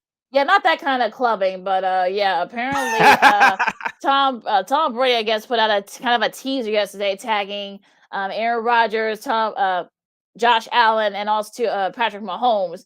And people were wondering, like, let's see. What's going on here? What's he teasing? Is it a gambling thing? I thought they were going to bring back the NFL quarterback challenge like they had like years ago. That would have been a nice little, sort of, kind of like a also two there. But apparently this came out a couple of hours ago that TNT will be airing the match. Of course, we saw what happened the last couple of years. They have various versions of it. Aaron Rodgers and Tom Brady will be facing Josh Allen and Pat Mahomes. That'll be on June 1st at 6:30 p.m. Eastern time on TNT. So I guess it's gonna be kind of like a round like they've been doing the last couple of years. They've done this. It's been like a big ratings hit for them. So they figure, why not get the 4 best quarterbacks right now and have them play a round of golf? And it's right a month before training camp. As we always say, Lakeena, during the offseason, the NFL never seems to disappoint us. And so these are the big names that we like to see playing on the field during the games on Sundays. Now you get to watch them on, doing a round of golf. So you talk about those very different personalities there. And with Tom Brady and Patrick Mahomes, like I say, Josh Allen is finally getting his due. So let's see what happens with this. Is it, like you say, it's not a pay-per-view event, so everybody can watch it on TNT. So I may check out a few minutes of it. If it seems interesting, I'll stick with it. If not, it's some minutes unfortunately cannot get back. Yeah, we'll see what happens. I think we know Brady's a good golfer. We know Rodgers is. I didn't know that Mahomes played golf, but I like you learn something new every day. I know we see like a celebrity tournaments and such. He's not. I know Josh Allen's a really good golfer, so I guess there's going to be some trash talking among the 4 of them. So we'll see. I think so. I might check it out, if you will, but it'll be interesting to see what happens there. Now, some more news: the Seattle Kraken has a couple of new minority owners. Shout out Terry Boers. Yeah, Seattle-born rapper Macklemore, and also too former Seahawks star Marshawn Lynch. If you saw him, he was actually driving a Zamboni around in Seattle last night. I guess that's how they made the announcement. I guess that he and Macklemore were going to be minority owners for the Kraken. The Kraken, of course, plays at that gorgeous arena. I mean, that looks like it's a lot of fun. I hope we get to go to Seattle to watch one of these games at some point. But yeah, I mean, that's an interesting news. Beast Mode now an NHL owner. Yeah, shout out to him. Lakeena, I don't know about you, but he's having some sort of renaissance in his post-football career. Of course, he's always in those Doritos commercials, and he didn't want to talk during his playing days, but now he's starting to open himself up a little bit. And I think it's very cool to see now he's getting to ownership with the hockey team. Let's see if we can see that more throughout not just sports, but throughout the NFL as well. Former players getting into ownership. I know Patrick Mahomes, as we mentioned in our last story, he's a minority owner of the Kansas City Royals, so he has some of his money in that franchise as well. Speaking of Alex Rodriguez, he has a minority ownership in the Minnesota Timberwolves. You saw him sitting on the front court on Saturday. I don't know about you, Lakeena, even though he's had a renaissance as well as far as personality. The majority of people liking him. I'm sick of seeing him. Maybe it's just me. I'm talking about A-Rod. Marshawn Lynch, I'm cool with because he tries to stay out of trouble. He keeps to himself. But A-Rod, I don't want to see you all around. Yeah, it's sort That's of just one of me. those. Yeah, but it's sort of one of those things where you sort of say to yourself, like, you kind of save. I'm talking about Marshawn Lynch, save kind of his personality for the post football world. I mean, it's sort Yeah. of maybe this is always his personality. He just didn't want to deal with the media and such. But hey, look, that's how it usually is. But yeah, as for A-Rod, I mean, I know a lot of people feel the same way you do, sis. So don't feel bad. But yeah, it's good. Look, it's gonna be very interesting though, especially with this. I mean, I know the Kraken haven't done well this year, but like they're an expansion team, so you thought that maybe they wouldn't be doing too well this season. But look, they're a fun team. It's a gorgeous arena that they play in. So this could be something. This could be the start of something. I mean, I think it was sort of a cute way they do things, especially with social media, especially with like I said, the announcement of Lynch and McLemore being new minority owners for the Kraken. So and we know Seattle loves their sports. So I think this is another like chapter in that, taking two, guys that are synonymous with Seattle, have them on and be a minority owner. And I think that this could be the start of something really cool. And as for A-Rod, and look, I mean, well, Climate Pledge Arena, that's the arena that they play in. The Kraken just want to clean that up. As for A-Rod, I mean, I'm kind of like Taylor leave with A-Rod. I mean, I know he's trying to clean up his image and such, perhaps when we try to get into the Baseball Hall of Fame and such, but I mean, okay, it's not I kind of like Taylor leave with A-Rod. Like I said, I don't like overly like him, but I don't like hate him either, like some people. You listen to Second City Sports, the Monday edition, right here on Sports Zone Chicago. We're live in 11 colors. Sid, Lakeena here with you, wrapping up the show. We still have some time left, Lakeena. The NFL, their draft is, I believe, less than 2 weeks away. I believe it's next week. Yes. And see, the reason why I asked is because Lakeena, I heard someone say this yesterday, and like I said, we'll get into the Bears, who they should draft once we get closer to the draft next week. So stay tuned right here on Second City Sports and Sports on Chicago. We'll do our best to break down who the Bears should pick. But Lakeena, I heard someone say this yesterday. I was driving home from the Sox game. Can you remember an NFL draft, a year in the NFL draft where it's been this quiet? But even the draft that we thought was going to suck, you still had the personalities like a Trevor Lawrence or a Carlos Rogers or Joey Harrington. Mm-hmm. But we really don't have that this year. Yeah, it's interesting though. I mean, or Baker Mayfield, Johnny Manziel from the past, obviously, but we don't have those types of personalities this year. Yeah, maybe it's a good thing. I don't know. Yeah, I mean, I think if you're ESPN or NFL Network hoping to sell this year's draft, that's not a good thing. I know it's in Las Vegas. It's going to be live. You're going to have people back in the stands, and which is very cool. But you really don't. Not a knock to the prospects, but you really don't have a standout person this year. Well, I mean, look, you got Malik Wills from Liberty, the quarterback there. It's gonna be interesting because there are gonna be a lot of teams like Seattle who are gonna be vying for his services. So we'll see where he goes. I think especially him going to coming from a small school, a small FCS school. I think there's gonna be a lot of intrigue on where he's gonna go. Malik Willis, Kenny Pickett's another guy. They're from Pittsburgh. A lot of people, are wondering where he's going to go. I know the Seattle's interested as well, and a few other teams. So I think there are, Chris Olive from Ohio State. I mean, there are going to be a lot of, there's going to be a lot of people going to be wondering, where is he going to go as well. So yeah, too bad the Bears don't have a first round pick to pick him up. Yeah, so it's sort of one of those things where you're kind of like, look, I'm sure the NFL rates are going to be, really high for the draft. That's how they usually are. So it's not, like, oh no, there's not a lot of buzz about it and such. But who's going to go number one? Will it be Aiden Hutchinson from Michigan? Excuse me. Will it be Trayvon Walker from Georgia? Who's going to be like that? It's going to be a couple of defensive guys. So it's going to come down between who's going to be the number one guy, Kayvon Thibodeau from Oregon, another defensive guy, an edge rusher. It's going to be just see where he goes. So, yeah, you got the names are out there. I think there just hasn't been a lot of buzz about it. So, I think, look, Darryl Stanley Jr., we'll see where he goes. He might be like in the top 5 or maybe just right inside the top 10. So, the names are going to be out there. So, yeah, it's good. The rate's going to be really, really high. And I think, okay, yeah, you're not going to get that, guys, like who's going to be, like a lot about. So, look, there's no consensus on who's going to be number one, so a lot of people are going to be tuning in to see that. The stories are there. I just think that we haven't really talked about because I think the Bears don't have a first round pick unless, of course, Ryan Poles, pulls something out of the hat and such. So yeah, it'll be interesting. I know that Hutchinson kid out of Michigan. I know many people have him being selected by the Detroit Lions, so that's not a surprise there. But I know this is not the year of the quarterback. But watching a few these mock draft segments on television, these so-called experts and pundits really are trying to find who will be their first quarterback take. It's only 2, and I'm saying to myself, man, this is really a bad year for the draft overall. But like you said, it's going to get some. The NFL draft is going to get some high ratings just because it's the NFL. But up until the draft, as we always say every year, Lakeena, with these rumors, we're going to talk about one in particular coming up in just a second. But with rumors and players perhaps being moved around this time, it's Lion season, so you hear all these things.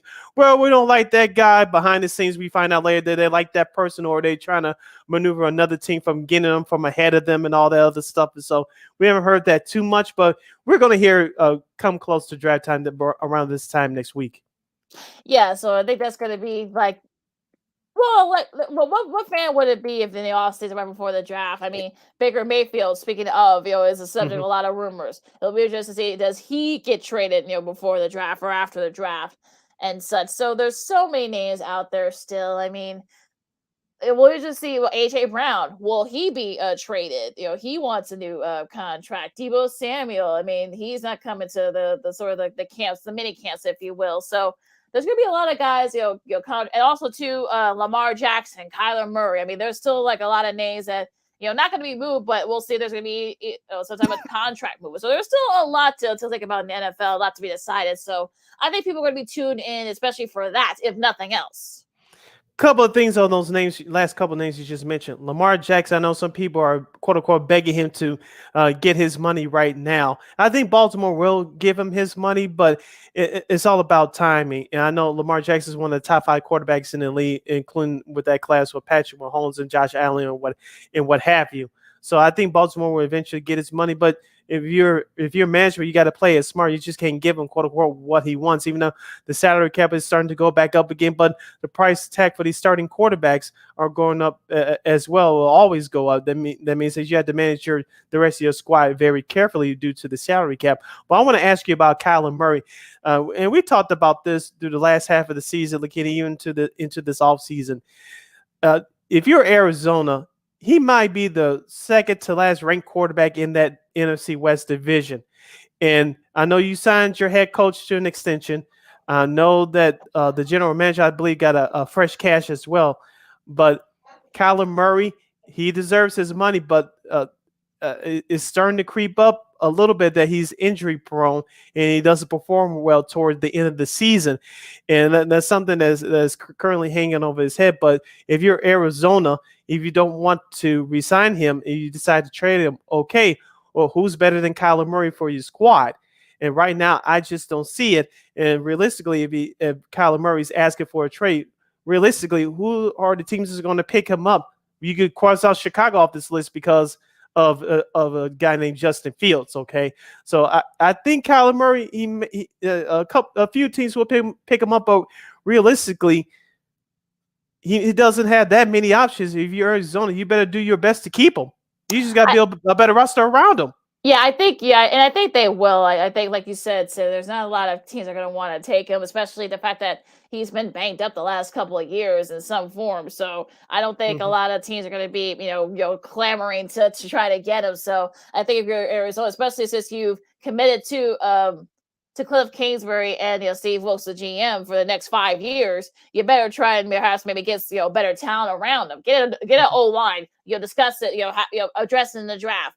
Get perhaps maybe another cornerback. Maybe perhaps get another receiver to kind of. Well, they did bring AJ Green back. Turn around AJ, as I've teased him like the last couple of months. But so I think that's going to be the problem for Arizona. I feel like so. Well, we'll see what happens with that. As for Lamar Jackson, I think he'll get his money. I think he wants to kind of wait it out and see, because he doesn't want to. You don't want to kind of jump in. Look at Denzel Ward, who's a corner. Brown signed him to $100 million, a little over $100 million contract with $71 million guaranteed. So if I were Lamar Jackson, I would say just wait and see how the market is for the QB side. So, and I'm sure, look, he lives in Baltimore. He does a lot of great charity, stuff in Baltimore. I'm sure he's going to want to stay there. And look, we'll see. I mean, I think we'll see what the numbers. I'm sure they'll figure it out with the numbers and such. But yeah, I'm looking forward to see how this goes. But I think both of these situations will turn out okay for all sides. But we'll have to wait and see. If you're the Cleveland Browns, you're expected to bring back Denzel Ward. He's the best defensive back you have on that squad. Of course, the Cleveland defense is a very good defense when healthy, led by stud defensive end Myles Garrett. You saw what he did last year. And now, how is the new management is going to fix up the rest of the team? You're already paying Deshaun Watson a ton of guaranteed money. You just re-signed Denzel Ward. What else are you going to do? What other wide receivers you're going to draft or not pick up in free agency? You need a tight end. And so if you're Cleveland, you still have work to do. Yeah, you do. So we'll see. You got your quarterback, with Deshaun Watson. You've got At least for the next 5 years. At least for the next few years. Same with Denzel Ward on the corner side. We'll see. I mean, it'll be interesting to see what happens. I mean, I feel like you're Cleveland. You're trying to sort of keep up with Baltimore and with Cincy and what they're doing.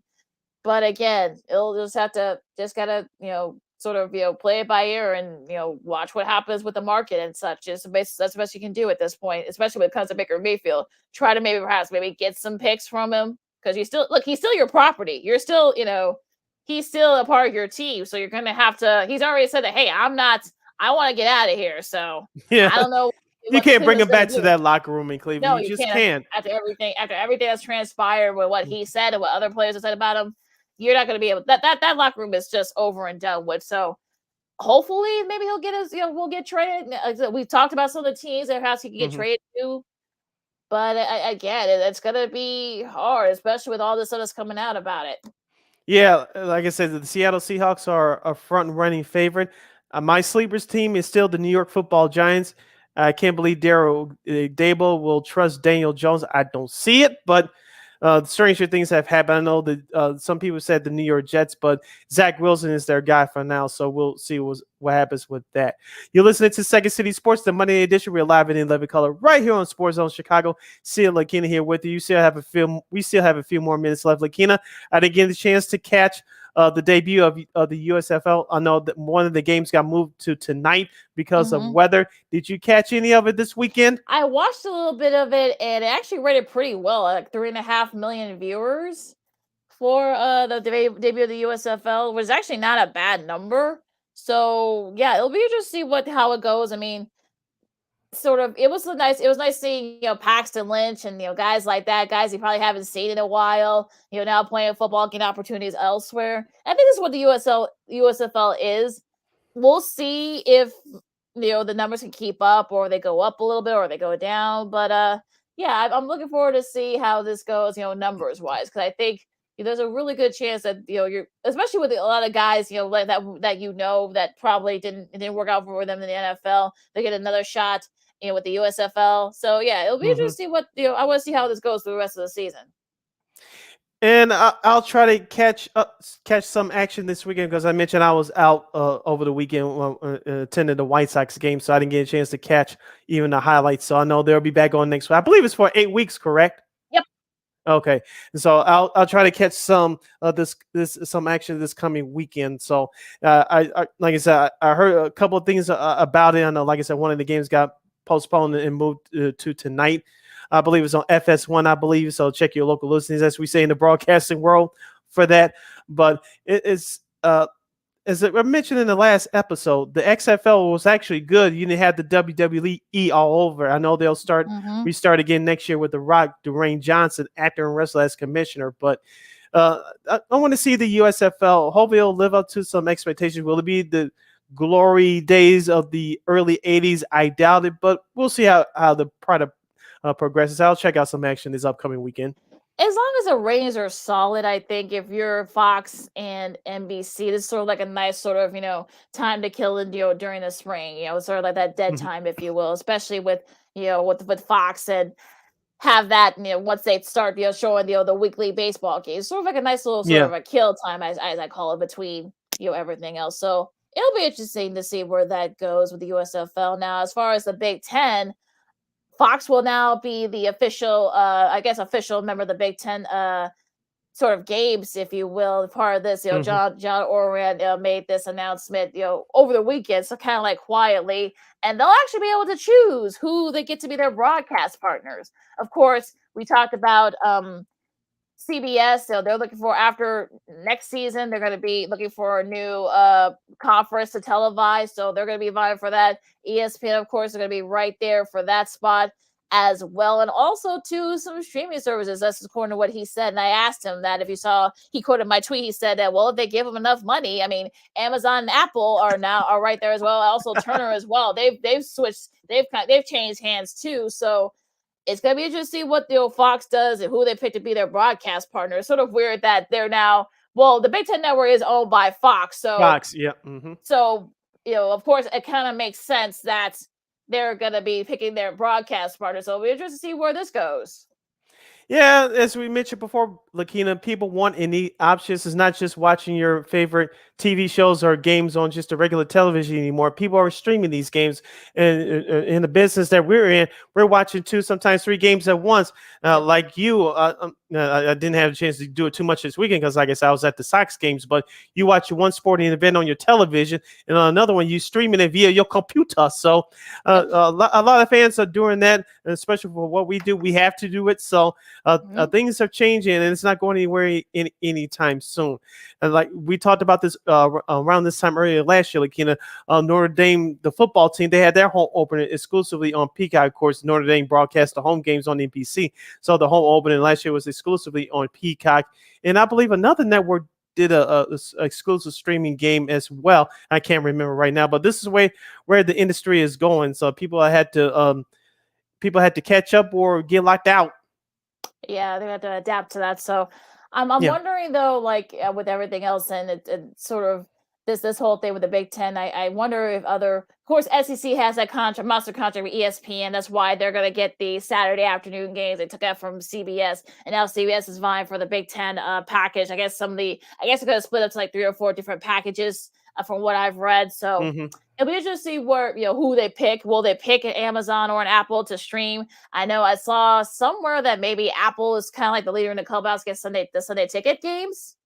So, that's another thing. So I'm the streaming thing is sort of a new concept for a lot of folks. You got a lot of the cord cutters. You got a lot of other folks, that are like you said, so they're watching in multiple spots, on their computers, on their phones and whatnot, on their television. So I think people, like you said, they need options. It'll be interesting to see where this goes. But yeah, it's going to be a very this will be definitely a story to watch out for in this next few weeks, because the TV deal doesn't expire until after next season. So what's next after this season is going to be how everything ramps up to see where the Big Ten packages go. Yeah, and also too, with we learned this in 2020, Lakeena, with the no fans in the stands, and especially with football, you had to present it like a TV show. It's not just we all like the fans getting riled up. That's what makes it great. And we know that the players make it great, but you had to present your sporting events like TV shows. Is very different from where we grew up. Like, you're just happy to watch the games, you listen and watch for the announcers, and off you went. But you had to present these games like events, like TV shows. So, and that's another interesting direction that the broadcast and sports broadcast industry is going right now. Yeah, I guess you gotta adapt, or like you said, be left out in the cold. So it'll be interesting to see where this goes here. HBO is airing a new documentary about Tony Hawk, the grandfather of skateboarding, if you will. Tony Hawk Until the Wheels Fall Off is streaming right now, and I'm sure it's on HBO Max as well. So you can guys check it out if you haven't watched it yet on HBO, your various HBO channels. If you have it in your cable or satellite provider, this is about, of course, the skateboard legend Tony Hawk, who is now a social media star. And I don't know how you play any of his video games, his videos series that was very popular back in the day. So no, I haven't, but I heard of him. I know he's a legendary name in that skating world. I know with X Games and ESPN, and what that whole culture has been taking off for the last almost 2 decades. Yeah, he's a big part of that. Yeah, also he's a social media star as well. I know if you guys follow him on Twitter, he's a great follow. I mean, people are mistaking him for for someone else, or some people don't think it's really him when it really is him. So he actually is pretty funny, all the stories he shares. But yeah, so for all you X Games fans, and Actually, it's kind of like been sort of an afterthought after he retired and other group of guys that retired as well. So it's kind of been sort of a niche sport, but it's still a very a phenomenon in certain parts of the country. So if you're a big fan of that, make sure you guys check that out. Also, too, it his behind the scenes with the Olympics. He did some TV work for last summer for their street skateboarding events that debuted in the last Olympics in Tokyo. Yeah, and also too, breaking news before we check up out of here. Breaking news from the NBA playoffs. Tonight's Philadelphia-Toronto game.